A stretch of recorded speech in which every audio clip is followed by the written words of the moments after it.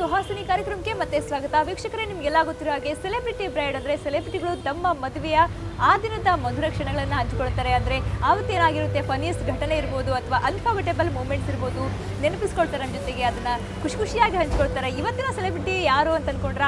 So ಇವತ್ತಿನ celebrity ನಿಮಗೆಲ್ಲ ಚಿರಪರಿಚಿತವಾದಂತಹ ಒಬ್ಬ ಸೆಲೆಬ್ರಿಟಿನೇ. ಇವರು ಸಂಗೀತ ಕ್ಷೇತ್ರದಲ್ಲಿ ಅಪೂರ್ವವಾದಂಥ ಸಾಧನೆ ಮಾಡಿದವರು. ಹಾಗೆಯೇ ಪ್ಲೇಬ್ಯಾಕ್ ಸಿಂಗಿಂಗ್ ಇರ್ಬೋದು, ಸುಗಮ ಸಂಗೀತ ಇರ್ಬೋದು, ಹಿಂದೂಸ್ತಾನಿ ಗಾಯನ ಇರ್ಬೋದು, ಸೊ ಎಲ್ಲದರಲ್ಲೂ ತಮ್ಮ ಒಂದು ಸಾಧನೆಯನ್ನು ಮೆರೆದವರು. ಸೊ ನಿಮಗೆಲ್ಲ ಗೊತ್ತಿರೋ ಹಾಗೆ ಸಂಗೀತ ಕಟ್ಟಿ ನಮ್ಮ ಜೊತೆ ಇದ್ದಾರೆ. ಬನ್ನಿ ಅವ್ರನ್ನ ಕೇಳೋಣ. ಅವರ ಒಂದು ಮದುವೆಯ ದಿನ ಹೆಂಗಿತ್ತು, ಹೆಂಗೆಲ್ಲ ರೆಡಿ ಆಗಿದ್ರು, ಯಾವ ಥರ ಪ್ರಿಪೇರ್ ಆಗಿದ್ರು, ಹೆಂಗಿತ್ತು ಆ ಗಡಿ ಬಿಡಿ ಅದೆಲ್ಲ ಅಂತ. Madam, welcome to the show. ನಮಸ್ಕಾರ.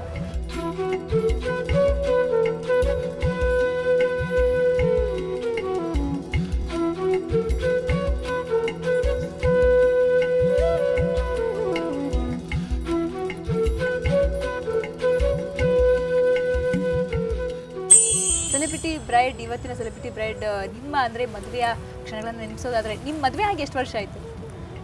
14 ವರ್ಷ ತುಂಬಿ ಇವಾಗ 15ನೇ ವರ್ಷ, 15 ಇಯರ್ಸ್. ಓಕೆ, 14-15 ವರ್ಷ ಹಿಂದಿನ ನೆನಪುಗಳು ಏನು? ಫಸ್ಟ್ ನಿಮ್ಗೆ ನೆನಪು ಅಂದಾಗ ಏನು ನೆನಪಾಗುತ್ತೆ? ಇನ್ಫ್ಯಾಕ್ಟ್ ಮದುವೆ ಟೈಮ್ಗೆ, ಅಂದರೆ ಮದುವೆ ಫಿಕ್ಸ್ ಆದ ಟೈಮ್ಗೆ ನಾನು ಇಲ್ಲಿ ಇರಲಿಲ್ಲ, ಊರಲ್ಲಿ ಇರಲಿಲ್ಲ. ನಾನು ಬಾಂಬೆಯಲ್ಲಿ ನಮ್ಮ ಗುರುಗಳ ಹತ್ರ, ಕಿಶೋರಿ ಅಮೋಣ್ಕರ್ ಅವ್ರ ಹತ್ರ ಗುರುಕುಲದಲ್ಲಿ ಸಂಗೀತ ಅಭ್ಯಾಸ ಮಾಡ್ತಾಯಿದ್ದೆ. ಸೊ ನನಗೆ ಆ್ಯಕ್ಚುಲಿ ಸ್ಪೀಕಿಂಗ್ ಮದುವೆ ಆಗಬೇಕು ಅಂತ ಸ್ವಲ್ಪನೂ ಇಷ್ಟ ಇರಲಿಲ್ಲ. ಸಾಮಾನ್ಯವಾಗಿ ಹೆಣ್ಮಕ್ಳು ಬೇರೆ ಪ್ರೊಫೆಷ್ನಲ್ಸ್ ಬೇಡ ಅಂತ ಮೊದಲು ಅಂದ್ರೂ ಆಮೇಲೆ ಒಪ್ಕೋತಾರೆ. ನಾನು ಮದುವೆ ಮಾಡ್ಕೊಳ್ಳೋ ಒಂದು ಆಸೆ ಅಥವಾ ಒಂದು ಎಲ್ಲ ಹೆಣ್ಮಕ್ಳಿಗಿರುತ್ತಲ್ಲ, ಆ ಥರ ಇರಲಿಲ್ಲ ನಾನು. Because I wanted to dedicate myself to music. ಮದುವೆ ಆಗಬಾರ್ದು ಅಂತ ಒಂದು ಸ್ಲೋಗನ್ ಇಟ್ಕೊಂಡು ಓಡಾಡ್ತಾಯಿದ್ದೆ. ಬಟ್ ನಮ್ಮಮ್ಮ ತುಂಬ ಭಾರಿ ವೆರಿ ಟ್ರೆಡಿಷ್ನಲ್ ಆರ್ಥೋಡಾಕ್ಸ್ ಫ್ಯಾಮಿಲಿ ನಮ್ಮ ಧಾರವಾಡದಲ್ಲಿ. ಅವರು ನಾವಿಬ್ಬರೇ ಹೆಣ್ಮಕ್ಳು, ನಾನು ನನ್ನ ತಂಗಿ. ನಿನ್ನ ಮದುವೆ ಆಗದೆ ಅವಳದಂತೂ ಮಾಡೋದಲ್ಲ, ಇಬ್ಬರು ಮನೇಲಿ ಕೂತ್ಕೊಳ್ರಿ ಅಂತ ಹೇಳ್ತಾಯಿದ್ದೆ. ಕೊಲ್ಹಾಪುರದಲ್ಲಿ ಅವ್ರ ಕಾರ್ಯಕ್ರಮ ಇತ್ತು, ನಮ್ಮ ಗುರುಗಳ ಜೊತೆ ಕೊಲ್ಹಾಪುರ ಕಾರ್ಯಕ್ರಮಕ್ಕೆ ನಾನು ಬಂದಿದ್ದೆ. ಕೊಲ್ಹಾಪುರದಿಂದ ಹೆಂಗೋ ಮಾಡಿ ಧಾರವಾಡಕ್ಕೆ ಕಳಿಸ್ಬೇಕು ನನಗಂತ ಭಾಳ ಪ್ಲ್ಯಾನ್ ಮಾಡಿದ್ರು. ನಾನು ಅರ್ಧ ದಾರಿಗೆ ಬಂದವಳು, ಇದಕ್ಕೋಸ್ಕರ ಕರೆಸ್ತಾ ಇದ್ರು ಅಂದ ತಕ್ಷಣ ವಾಪಸ್ ತಿರ್ಗಿ ಹೊರಟೋಗ್ಬಿಟ್ಟೆ ಕೊಲ್ಹಾಪುರ. ಒಂಥರ ಭಾಳ ಸಿಟ್ಟಿನಲ್ಲೇ ಬಂದೆ ನಾನು. ಸ್ಟ್ರೈಟ್ ಬಂದು ಕೆಟ್ಟದಾಗಿರೋ ಒಂದು ಸೀರೆ ಉಟ್ಕೊಂಡು, ಕೆಟ್ಟದಾಗಿ ಡ್ರೆಸ್ ಮಾಡಿಕೊಂಡು, ಮೊದಲೇ ಬೇಡ ಇನ್ನೂ ಅಷ್ಟು ಕೆಟ್ಟದಾಗಿ ಡ್ರೆಸ್ ಮಾಡಿಕೊಂಡು ಬಂದುಬಿಟ್ಟು ಕಡೆಗೆ ಭಾಳ ಹೊಗಳಿದ್ರು ನಮ್ಮಪ್ಪ ಹುಡುಗನ. ಹಂಗಿದ್ದಾನೆ, ಹಿಂಗಿದ್ದಾನೆ, ಅಷ್ಟು ಚೆನ್ನಾಗಿದ್ದಾನೆ, ಇಷ್ಟು ಚೆನ್ನಾಗಿದ್ದಾನೆ. ಅಯ್ಯೋ, ನಮ್ಮ ಸಂಗೀತನ ಹೋಗ್ತಾನೋ ಎಲ್ಲೋ ಡೌಟ್ ಇದೆ. ಹಂಗಾರೆ ಭಾರಿ ಒಳ್ಳೇದಾಯ್ತು, ನನ್ನ ಒಪ್ಪದೆ ಹೋದ್ರೆ ಭಾಳ ಒಳ್ಳೇದಾಯಿತು. ಕರ್ಕೊಂಡು ಹೋದ ತಕ್ಷಣ ನಮ್ಮ ಮಾವನವ್ರಿಗೆ ತುಂಬ ಸಂಗೀತದ ಹುಚ್ಚು. ಸೊ ನಮ್ಮ ಮಾವ ಬಿಡಲಿಲ್ಲ, ಅವ್ರಿಗೆ ಬಿಡೋಕ್ಕೆ ಮನಸ್ಸೇ ಇರಲಿಲ್ಲ. ಹೆಂಗಾರು ಮಾಡಿ ಆರ್ಟಿಸ್ಟನ್ನೇ ಮದುವೆ ಮಾಡ್ಕೊಟ್ಟು. ಇದೆಲ್ಲ ಹಿರಿಯರು ನಿಶ್ಚಯ ಮಾಡಿ ಅವರವರೇ ಡಿಸೈಡ್ ಮಾಡ್ಕೊಂಡಿದ್ರು. ಸೊ ನಮಗೆ ಯೋಚನೆ ಮಾಡೋಷ್ಟು ಟೈಮ್ ಅಂದರೆ there was no space, there was no chance. So ನಾವೆಲ್ಲ ಸ್ವಲ್ಪ ಅಪ್ಪ ಅಮ್ಮನ ಹೇಳ್ದಂಗೆ ಕೇಳಿಕೊಂಡು ಬಂದ್ವಿ. ಸೊ ಅಂತೂ ತುಂಬ ಕಷ್ಟಪಟ್ಟು ಇಷ್ಟ ಇಲ್ಲ ಅಂದರೂ ಒಪ್ಪಿದ್ರಿ ಮದುವೆಗೆ. ಸೊ ನೆಕ್ಸ್ಟ್ ಹೆಂಗೆ ಪ್ರಿಪ್ರೇಷನ್ ಅಂತ ಬರೋದಾದ್ರೆ ಏನು ಖರೀದಿ ಮಾಡೋದಿರ್ಬೋದು? ಇಲ್ಲ, ಇಷ್ಟು ಮಾಡಿ ನಾನು ಬಾಂಬೆ ಹೊರಟ್ಬಿಟ್ಟೆ. ಇಷ್ಟು ಮಾಡಿ ಮ್ಯೂಸಿಕ್ ಯಾವಾಗಿದ್ರೂ ನನ್ನ ಜೀವನದಲ್ಲಿ music has played a very very prime and important role. ಅದಕ್ಕೆ ನೆಕ್ಸ್ಟ್ ಇನ್ನೇನು ಬಂದರು ನನ್ನ. ಸೊ ಅಲ್ಲೂ ಆಗೈತೆ. ಇನ್ನು ನೋಡಿದೆ, ಹೊರಟ್ಬಿಟ್ಟೆ. ನಾನು ಸ್ಟ್ರೈಟ್ ಬಾಂಬೆಗೆ ಹೋದೆ ಗುರುಗಳ ಹತ್ರ. ನಾನು ಅವ್ರ ಹತ್ರ ಮಾತಾಡಿದ್ರು ಅನಿಸುತ್ತೆ. ಇನ್ನೇನು ಇವಳು ಮದುವೆ ಹೋಗ್ತಾಳೆ ಅಂತ ಅವ್ರಿಗೂ ಸ್ವಲ್ಪ ಬೇಜಾರಿತ್ತು, ಸ್ವಲ್ಪ ಅವರು ಸಿಟ್ಟಿನಲ್ಲಿದ್ದರು.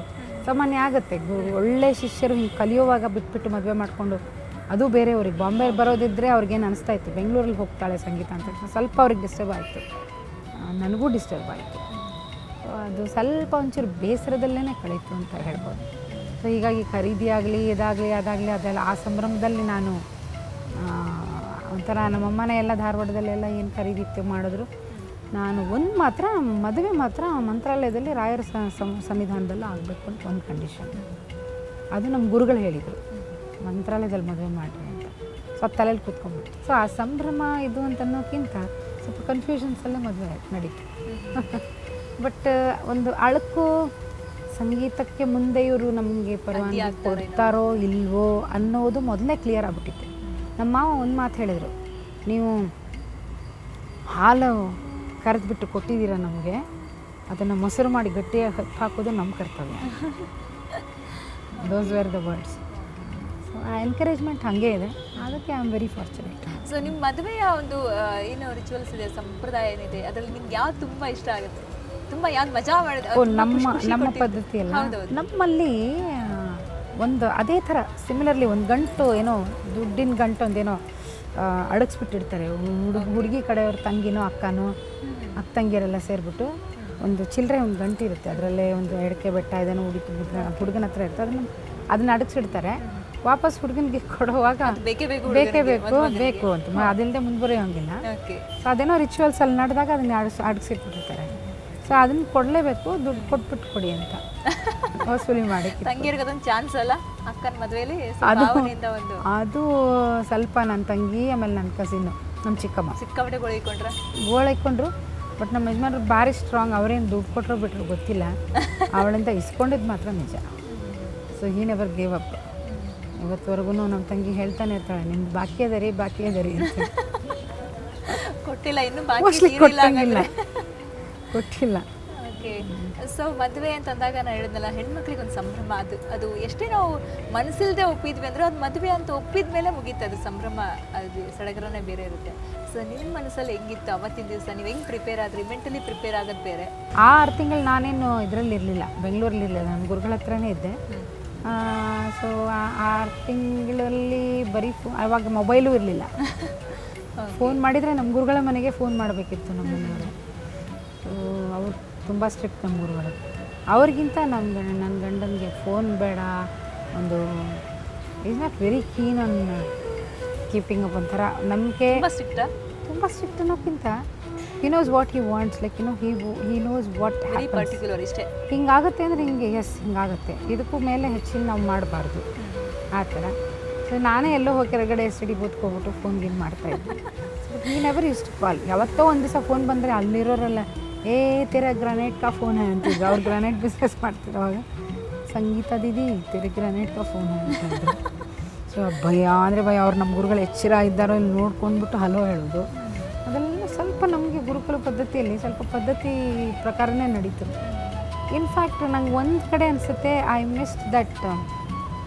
ತುಂಬ ಸಂಭ್ರಮದಲ್ಲೇ ಇತ್ತು, ಬಟ್ ಆ ಸಂಭ್ರಮ may be because of my commitment ನಾನು ಮಿಸ್ ಮಾಡಿದ್ನೆ ನಾನು. ಓಕೆ ಮೇಡಮ್, ಜೊತೆ ಮಾತಾಡ್ತೀರಿ. ಸೊ ವೀಕ್ಷಕರೇ, ನಮ್ಮ ಜೊತೆ ಇದ್ದಾರೆ ಸಂಗೀತಾ ಕಟ್ಟಿ. ಅವರ ಮದುವೆಯ ಒಂದು ಪ್ರಿಪ್ರೇಷನಿಂದ ಮದುವೆ ಆಗೋವರೆಗಿನ ಒಂದು ಒಟ್ಟಾರೆ ಒಂದು ಭಾವನೆ ಇರ್ಬೋದು, ಆ ಒಂದು ಚಡಪಡಿಕೆ ಇರ್ಬೋದು, ಆ ಒಂದು ಸಂಭ್ರಮ ಸಡಗರ ಅದೆಲ್ಲವನ್ನು ಹಂಚಿಕೊಳ್ತಾ ಇದ್ರು. ಮತ್ತಷ್ಟು ಮಾತಾಡೋಣ ಅವ್ರ ಜೊತೆಗೆ. ಚಿಕ್ಕ ಬ್ರೇಕ್ ನಂತರ